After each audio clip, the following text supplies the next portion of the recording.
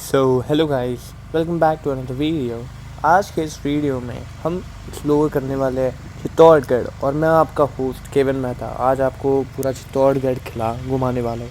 तो जैसे कि आप देख रहे हो, ये सारे ऐसे 7 गेट्स हैं हमारे यहाँ पे और इन 7 गेट्स को पार करके हम पहुँचते हैं चित्तौड़गढ़ के अंदर। ये जो दिखाया मैंने आपको टिकट काउंटर और ये चित्तौड़गढ़ का पूरा मैप है, जिससे आपको पता चल सकता है कि यहाँ पे कैसे कहाँ जाना है। हेलो गाइस, तो हम यहाँ पे आ जाए यहाँ पे चित्तौड़गढ़ राजस्थान में और यहाँ पे अभी आपको पूरा चित्तौड़गढ़ किला हम घुमाएंगे। अब आप पहुंचते हैं राणा कुंभा महल, किले का सबसे विशाल और महत्वपूर्ण महल। कभी यहाँ शाही जीवन की रौनक थी, राज दरबार, उत्सव, संगीत। लेकिन इसी महल ने इतिहास की सबसे दर्दनाक घटनाओं में से एक देखी, जौहर। जब दुश्मन किले में घुसने वाले थे, तब रानी पद्मिनी और सैकड़ों महिलाओं ने अपनी इज्जत की रक्षा के लिए अग्नि में कूदकर जान दे दी। आज यहाँ सिर्फ खंडहर हैं, लेकिन अगर आप ध्यान से सुने तो आपको उस समय की चीखें और साहस की गूंज महसूस होगी।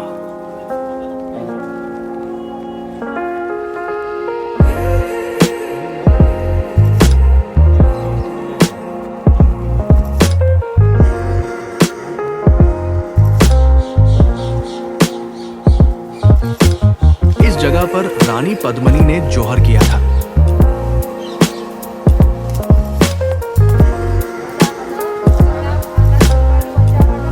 उस समय ये लोगों के बेडरूम हुआ करते थे।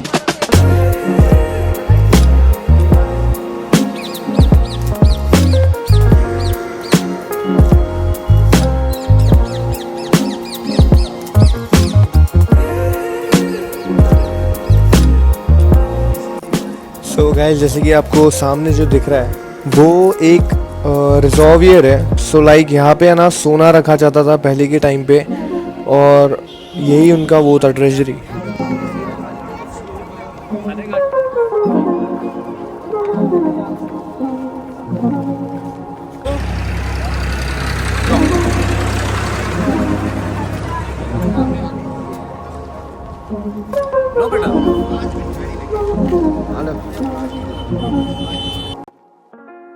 चित्तौड़गढ़ किले के बीचों बीच स्थित मीरा मंदिर भक्ति और प्रेम का एक शांत प्रतीक है। ये वही स्थान है जहां मीराबाई ने भगवान कृष्ण के प्रति अपनी अटूट श्रद्धा को जिया। राजसी जीवन को छोड़कर उन्होंने भक्ति को चुना और उनके भजन आज भी यहाँ गूंजते हैं। इस मंदिर की शांति में ऐसा लगता है जैसे मीरा आज भी यही है।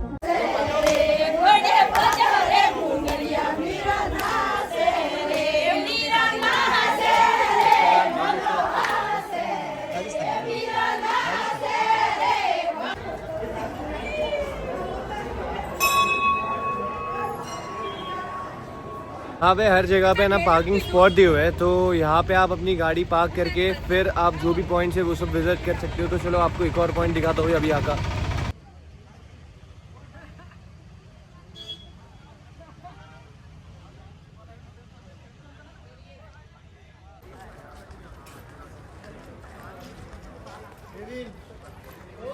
महाराणा कुंभा द्वारा 1448 के अंदर मालवा, जो मध्य प्रदेश के नाम से जाना जाता है, वहाँ के सुल्तान थे महमूद शाह खिलजी। गुजरात, मध्य प्रदेश, वहाँ के सुल्तान थे महमूद शाह खिलजी।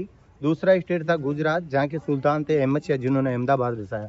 उन दोनों को हराकर उनको जो विजय मिला, उसी विजय की याद में ये विजय स्तंभ बना है, जिसका हाइट सर 122 फीट इसकी हाइट है, 157 स्टेप्स है और ये 9 ग्रह के आधार पर 9 फ्लोर बनाया गया। बनाने में इसको 10 ईयर्स लगे थे और उस समय के सोने चांदी के जो गोल्ड कॉइन्स थे वो 90 लाख रुपए लगे हैं इसको बनाने में। कितने? 90 लाख। नीचे से ब्रॉड है, बीच में नैरो, ऊपर ब्रॉड है।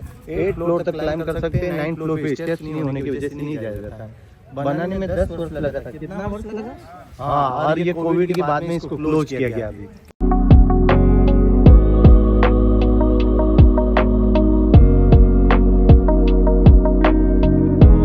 यही हुआ था जौहर।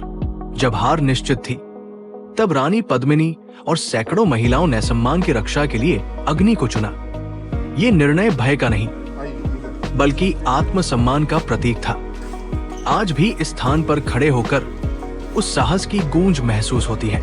चित्तौड़गढ़ किले के भीतर स्थित त्रिमूर्ति मंदिर भारतीय दर्शन की गहराई को दर्शाता है।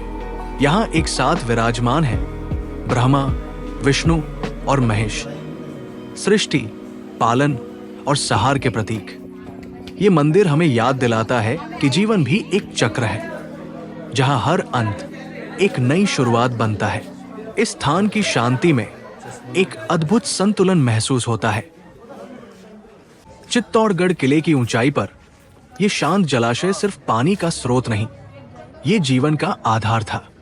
गौमुख कुंड, जहां चट्टान से निकलता जलज दियों से इस किले को जीवित रखता आया है। युद्ध के समय जब सब कुछ खत्म होने लगता था, तब यही पानी उम्मीद बनता था। आज ये शांत दिखता है, लेकिन इसकी गहराई में इतिहास की सांसें अब भी चल रही है। ये रानी पद्मिनी पैलेस है।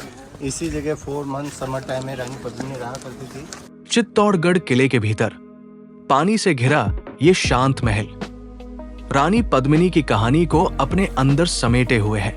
यही वो स्थान माना जाता है जहां से एक झलक, सिर्फ एक परछाई, इतिहास की दिशा बदल गई। रानी की सुंदरता और उनके सम्मान की रक्षा के लिए लड़ी गई लड़ाई आज भी इस जगह की हवा में महसूस होती है।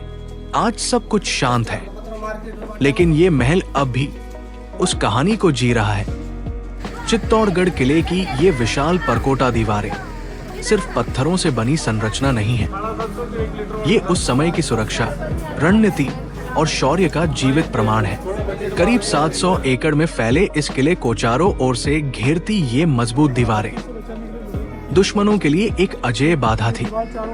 इन ऊंची दीवारों पर बने रास्तों पर कभी सैनिक दिन रात पहरा देते थे, दूर तक फैले मैदानों पर नजर रखते थे, ताकि कोई भी खतरा किले के पास आने से पहले ही पहचान लिया जाए। इन दीवारों की बनावट भी साधारण नहीं है, मोटी, ऊंची और मजबूत, जिनमें जगह जगह छोटे छोटे खुलने, लूप होल्स बनाए गए थे, जहां से सैनिक तीर या हथियार चला सकते थे बिना खुद दिखाई दिए। चित्तौड़गढ़ किले की भव्यता के बीच खड़ा है कीर्ति स्तंभ, जो युद्ध की नहीं बल्कि ज्ञान और शांति की कहानी सुनाता है। भगवान आदिनाथ को समर्पित यह स्तंभ अपनी नक्काशी और मूर्तियों में आध्यात्मिकता को जीवित रखता है।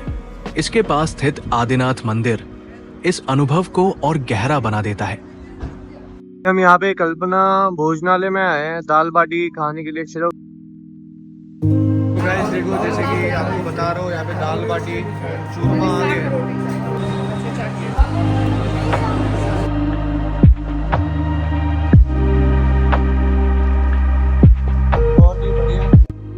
चित्तौड़गढ़ सिर्फ एक किला नहीं, ये कहानियों का शहर है, जहां हर दीवार वीरता की गाथा सुनाती है, हर मंदिर भक्ति की शांति देता है और हर कोना इतिहास को जीवित रखता है।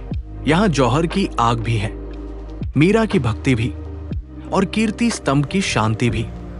अगर आप यहां आए तो सिर्फ देखने नहीं, महसूस करने आए, क्योंकि चित्तौड़गढ़ दिल में बस जाता है।